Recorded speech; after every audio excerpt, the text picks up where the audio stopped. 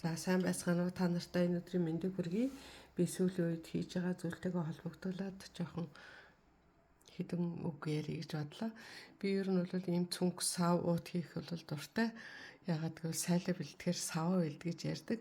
За энэ дотор хүнд одоо бэлэг болгоод өгч юм уу, хэрэгцээний зүйлд одоо ашиглахад энд нэр бол их тохиромжтой. Бас тэгээд өөрийнхөө гараар хийсэн юмыг хүн амтанд өгөхт бол бас сайхан л байдаг штэ, сэтгэл ханамж дараа нь бол ахад гоё байдаг. За ингээд ер нь одоо би нэг жоохон завтай үедээ сэтгэл тавгүй үедээ ч юм уу эсвэл ингээд нэг бясалгал хиймээр болсон үедээ өөртөө бас нэг сэтгэлээ тогтоомоор болсон үедээ бол ингээд гар урлалын юм зүйлүүд бол хийдэг.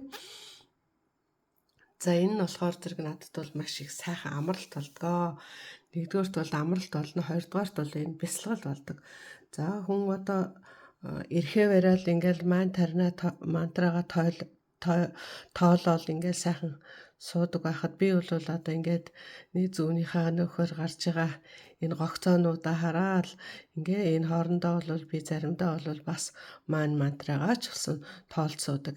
За ингээ суухт бол их сайхан тайвшрал болдог. Өшөө дээр нь бас сэтгэл сэргээд дараагаар нь хийсэн юм хараад урамшаад ингээд давхар одоо сэтгэл санааны сайхан мэдрэмжийг авдаг. За хүний тарих бол ер нь одоо байнга л ажиллаж явах шаардлагатай. Тэгвэл хүн юуг сонгож авч хийж гэнэ үү, тэрнээс одоо өөрийгөө бас ямар таашаал авах уу гэдгээ бол өөрөө олох хэрэгтэй. Энэ юу гэсэн үг гэхээр зэрэг ер нь өөрийгөө олох гэсэн утга л да. За одоо дэлхий дээр бол янз бүрийн төрлийн бясалгалууд, янз бүрийн одоо юунууд маш их болсон байна. Манай монголчууд бол маш олон төрлийн бясалгалд явдаг, сонсдог, өөрсдөө хөгжүүлдэг болсон байна.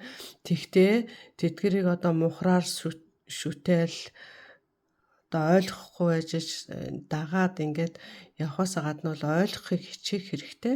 За үүний тулд бол тэр хийж байгаа зүйлээ бол учрын сайн ойлгох, ямар учиртайг нь мэдэрч авах, өшөө дээр нь дэлгэрүүлж, уншиж, танилцж, бодож, цэгэнж дүгнэх хэрэгтэй.